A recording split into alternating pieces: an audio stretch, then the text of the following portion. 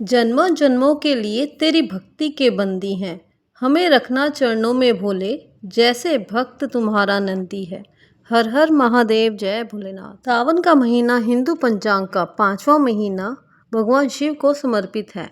इस दौरान प्रकृति हरियाली से भर जाती है और कई त्योहार मनाए जाते हैं। पौराणिक कथाओं के अनुसार देवी पार्वती ने शिव को पति रूप में पाने के लिए तपस्या की थी और समुद्र मंथन के दौरान शिव ने विष का पान किया था। एक कथा के अनुसार जब सनत कुमारों ने भगवान शंकर से पूछा कि सावन महीना उन्हें क्यों प्रिय है, तो शिवजी ने कहा, जब देवी सती ने अपने पिता दक्ष के यज्ञ में शरीर त्याग दिया था, तब उन्होंने अगले जन्म में भी शिव को ही पति बनाने का संकल्प लिया। अगले जन्म में सती ने पार्वती रूप में हिमाचल और मैना देवी के घर जन्म लिया। पार्वती जी ने युवावस्था में सावन के महीने में कठोर तप कर शिवजी को प्रसन्न किया और उनसे विवाह किया। तभी से ये महीना भगवान शिव के लिए खास हो गया। प्रिय भक्तों, आज हम सावन मास महात्म्य कथा के 7वें अध्याय का पावन कथा प्रारंभ करने जा रहे हैं। सावन मास के इस दिव्य अवसर पर भगवान शिव की महिमा, माँ पार्वती की उपासना और इस मास के अद्भुत महात्म्य का वर्णन हमारे जीवन को पवित्र और मंगलमय बनाता है। आइए श्रद्धा और विश्वास के साथ इस कथा को सुने और अपने जीवन को शिवमय करें। भगवान शंकर ने श्री सनत कुमार से कहा, अब मैं मंगलवार के व्रत का महात्म्य सुनाऊंगा। ध्यान पूर्वक सुनो। इस व्रत के करने से वैधव्य का नाश होता है। विवाहोत्तर 5 वर्ष तक इस व्रत को करना चाहिए। इस व्रत का नाम मंगला गौरी व्रत है। ये व्रत ताप का नाश करने वाला है। विवाह के पश्चात पहले मंगलवार के दिन इस व्रत को आरंभ करना चाहिए। पुष्प मंडप का निर्माण करके उसे कदली स्तंभों से सुशोभित करना चाहिए। उसे अनेक प्रकार के सुंदर वस्त्रों तथा फलों से सजाना चाहिए। मंडप में देवी की सोने की प्रतिमा बनवाकर स्थापित करनी चाहिए। यदि सोने की प्रतिमा बनवाने की शक्ति ना रखता हो तो अपनी शक्ति के अनुसार किसी अन्य धातु की प्रतिमा बनवाकर स्थापित करनी चाहिए। इसके बाद उस प्रतिमा का अर्चन करना चाहिए। मंगला गौरी की प्रतिमा का 16 उपचारों तथा 16 दुर्वा दलों से और 16 चिड़चिड़ा दलों से, 16 चावल और 16 चने की दाल के दानों से अर्चन करना चाहिए। 16 बत्तियों का एक दीपक होना चाहिए अथवा 16 दीप जलाकर भक्ति द्वारा दही तथा चावलों का नैवेद्य समर्पण करना चाहिए। देवी की मूर्ति के पास सिल रखना चाहिए। इस तरह 5 वर्ष तक व्रत करना चाहिए। फिर उद्यापन करके माता को वायना देना चाहिए। अब वायना के संबंध में सुनो। मंगला गौरी की एक पल सोने की प्रतिमा बनवानी चाहिए या आधे पल या आधे से आधे पल की प्रतिमा बनवानी चाहिए। अपनी शक्ति के अनुसार सोने अथवा चांदी के घड़े को चावलों से भरना चाहिए। उस घड़े के ऊपर पहनने के कपड़े या चोली रखनी चाहिए। उसके ऊपर मंगला गौरी की प्रतिमा रखें। देवी के नज़दीक, जैसा कि मैं ऊपर भी कह चुकी हूँ, सिल लौंडा रखना चाहिए। ये सिल लौंडा चांदी का होना चाहिए। इस प्रकार माता के लिए वायना देना चाहिए। फिर 16 सुहागन ब्राह्मणियों को भोजन करवाएं। हे सनत कुमार, इस प्रकार व्रत करने से 7 जन्म तक अटल सौभाग्य तथा पुत्र पौत्र एवं संपत्ति आदि सब अपने आप प्राप्त हो जाया करते हैं। सनत कुमार ने भगवान शिव से कहा, प्रभु, इस व्रत को पहले पहल किसने किया था और उसके करने से किस फल की प्राप्ति हुई थी? कृपया करके आप मुझे इस व्रत के संबंध में इस प्रकार बतलाएं जिससे इस व्रत में मेरी श्रद्धा हो जाए। भगवान शिव ने कहा, हे सनत कुमार, प्राचीन काल में कुरु देश में श्रुत कीर्ति नामक एक राजा शास्त्र ज्ञाता, कीर्तिमान तथा शत्रु रहित था। वह 64 कलाओं का जानने वाला तथा धनुर्विद्या में निपुण था। उसके यहाँ संसार की किसी वस्तु की कमी न थी। कमी थी तो केवल एक संतान की। संतान प्राप्ति के लिए वह दिन रात यत्न करता रहता था। उसने संतान के लिए देवी की आराधना भी की। एक दिन देवी ने उसकी आराधना से प्रसन्न होकर उसे साक्षात दर्शन दिए और कहा, हे श्रुतकीर्ति, वर मांगो। राजा श्रुतकीर्ति ने कहा, माँ, यदि आप मुझ पर प्रसन्न हैं तो मुझे एक पुत्र दें। आपकी कृपा से मेरे यहाँ धन धान्य आदि किसी चीज़ की कमी नहीं। बस एक पुत्र सुख को छोड़कर मेरे यहाँ सब आनंद है। राजा का वचन सुनकर देवी मुस्कुराई। उसने कहा, राजन, तुमने एक दुर्लभ वस्तु की याचना की है, फिर भी तुमको पुत्र अवश्य दूंगी। लेकिन तुम मेरी बात को ध्यान देकर सुनो। तुम्हारे यहाँ जो पुत्र होगा वह अत्यंत गुणवान भी होगा, किंतु वह 16 वर्ष से अधिक नहीं जिएगा। हाँ, यदि एक सुंदर अथवा विद्या विहीन पुत्र होगा तो वह बहुत समय तक जीवित रहेगा। देवी की बात सुन राजा चिंताग्रस्त हो गया।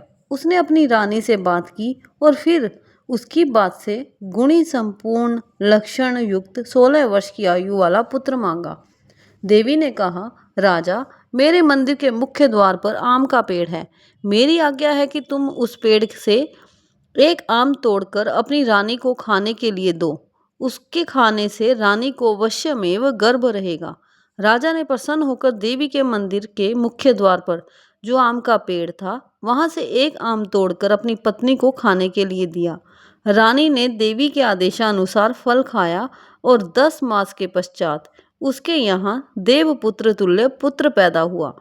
हर्ष शोक से संपन्न राजा ने राजकुमार का जात कर्म आदि संस्कार करवाया और भगवान सदाशिव का ध्यान धरकर उसका नाम चिरायु रखा। लड़का अपने माता पिता की देख रेख में चांद की तरह बढ़ने लगा। दिन बीतते चले गए और उसका 16वां वर्ष आरंभ हो गया। राजा रानी दोनों को चिंता सताने लगी। राजा ने सोचा, मैंने ये पुत्र बड़ा कष्ट से प्राप्त किया है, अपनी आंखों से मैं इसकी मृत्यु कैसे देख सकूंगा। ये विचार करके उसने राजकुमार को उसके मामा के साथ काशी भेज दिया। जाने के समय रानी ने अपने भाई से कहा, तुम कार्पटिक वेश धारण करके राजकुमार को काशी ले जाओ। मैंने इसके जन्म से पूर्व भगवान शिव से प्रार्थना की थी कि हे प्रभु, पुत्र प्राप्ति पर मैं उसे जगतपति की यात्रा के लिए भेजूंगी। तुम इसको इसी समय काशी जी ले जाओ। इसकी देह प्राण की रक्षा करना। रानी का भाई अपनी बहन की बात सुनकर भांजे को साथ लेकर काशी चला गया। कई दिन की यात्रा के पश्चात वह आनंद नगर पहुंचा।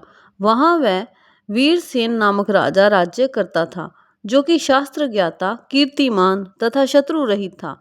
उस राजा की कन्या मंगल गौरी अपने रूप लावण्य के कारण चहुं ओर प्रसिद्ध थी। मानो वह राजकुमारी आकाश के चांद की तुलना में धरती का चांद थी।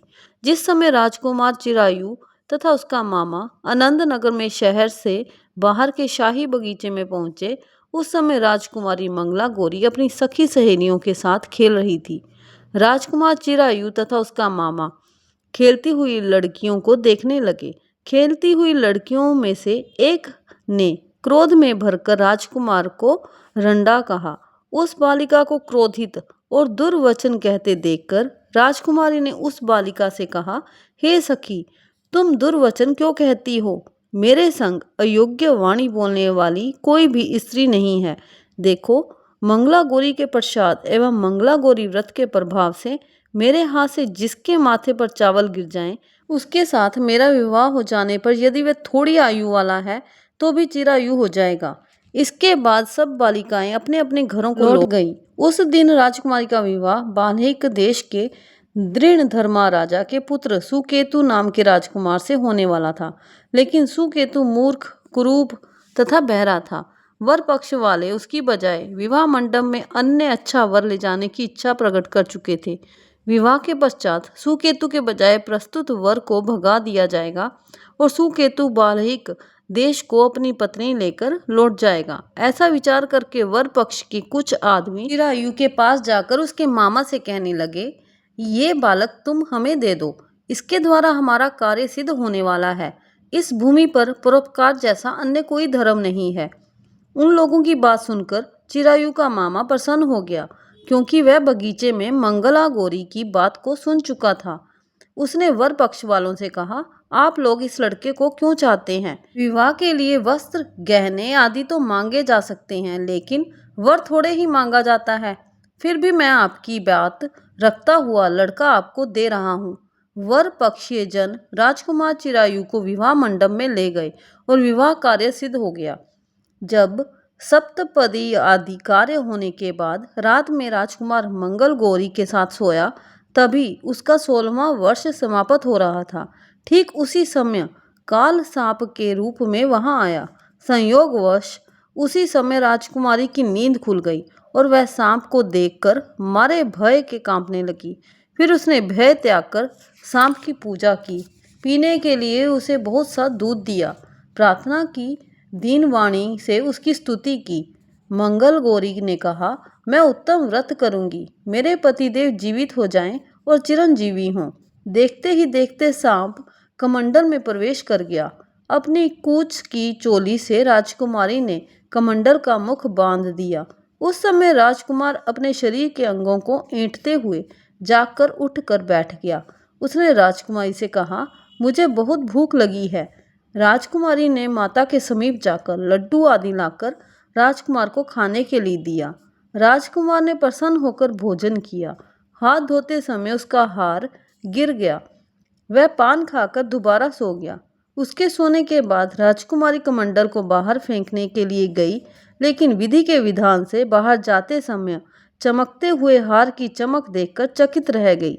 उसने उस घट में स्थित हार को अपने गले में पहन लिया। थोड़ी रात बाकी रहने पर चिरायु का मामा आकर उसे ले गया। चिरायु के जाने के बाद वर पक्षीय जन सुकेतु को वहां ले आए। मंगल गौरी ने जब सुकेतु को देखा तो कहा, ये मेरा पति नहीं है। इस पर वर पक्षीय जनों ने राजकुमारी से कहा, हे देवी, ये तुम क्या कह रही हो? यदि कोई पहचान हो तो कहो।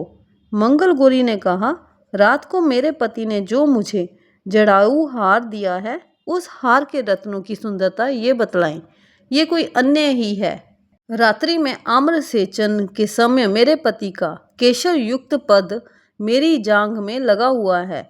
सब लोग उसे देखो। रात के समय मेरे और मेरे पति के बीच जो बातचीत हुई है और हमने क्या भोजन किया था, ये भी बतलावें, तो ये मेरा पति होगा।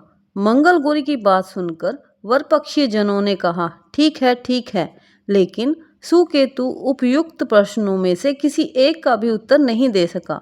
उस पर कन्या पक्ष वालों ने उसके साथ राजकुमारी को भेजने से इनकार कर दिया और वर पक्षीय जन अपना सा मुंह लेकर जैसे आए थे वैसे ही लौट गए। मंगल गौरी के पिता महाराजा वीरसेन ने प्रसन्न होकर एक महान यज्ञ रचाया।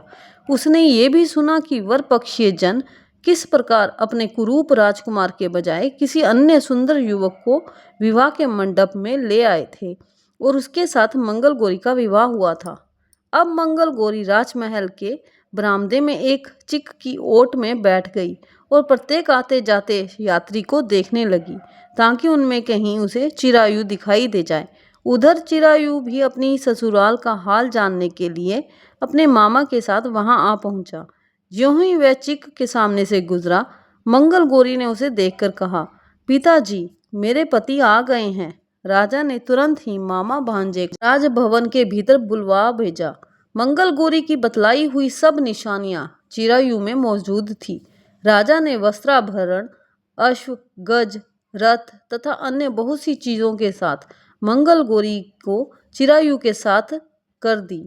उसके बाद चिरायु राजा वीरसेन से विदा होकर अपनी पत्नी एवं मामा के साथ कुल नंदन सेना सहित अपने नगर को गया। जब उसके माता पिता ने लोगों के मुख से उसकी वापसी के संबंध में सुना तो उन्हें इस बात का विश्वास नहीं हुआ। वे सोचने लगे कि भाग्य के विपरीत कैसे हो सकता है। वे अभी ये सोच ही रहे थे कि राजकुमार चिरायु ने माता और पिता के चरणों में प्रणाम किया। माता ने उसका सिर चूमा और उसके आनंद का कोई पारावार ना रहा।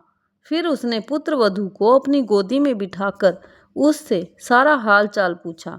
भगवान शंकर बोले, हे महामुने, मंगल गौरी ने उसको व्रत महात्म्य तथा पिछला समस्त घटनाक्रम बतलाया। हे सनत कुमार, मंगल गौरी के कारण ही तभी से ये व्रत मंगल गौरी के नाम से प्रसिद्ध हुआ। इसे जो कोई भी सुनेगा अथवा इसका कीर्तन करेगा, उसके सभी मनोरथ सिद्ध हो जाएंगे, इसमें संशय नहीं है। श्री सूत जी बोले, हे ऋषिगणों, भगवान शंकर ने सनत कुमार से इस व्रत को कहा और इस कार्य की सिद्धि वाले व्रत को सुनकर गदगद हो उठे। उनको इसके सुनने से परमानंद की प्राप्ति हुई। लो मंगला गौरी माँ की जय। तो भक्तों, इस प्रकार हमने सावन मास महात्म्य कथा के 7वें अध्याय का श्रवण किया। आशा है कि ये कथा आपके मन में भक्ति, श्रद्धा और शिव प्रेम को और भी गहरा करेगी। अगले अध्याय में फिर एक नई कथा, नई शिक्षा और नई प्रेरणा के साथ मिलेंगे। जय भोलेनाथ, हर हर महादेव।